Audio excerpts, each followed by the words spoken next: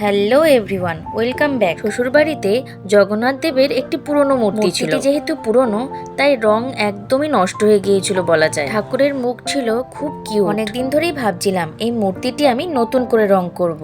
অনেকদিন ধরেই ভাবছি রং করব, কিন্তু শেয়ার করে ওঠা হয়। আজকে রং করতে বসে গেলাম। প্রথমে মূর্তিটিকে বেস কালার করে নিয়েছি, তারপরে আস্তে আস্তে রং করেছি।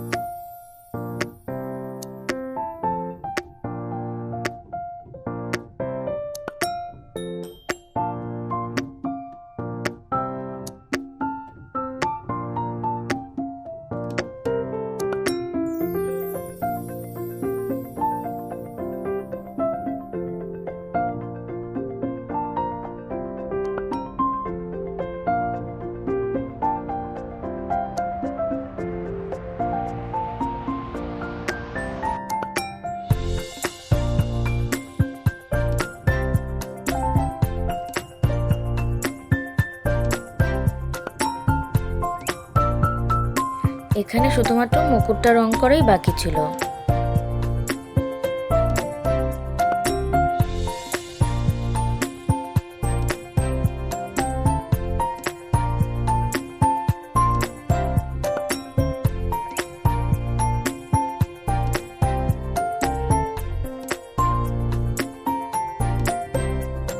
আমার কিউট জগন্নাথ দেবের মূর্তি রং করা কমপ্লিট।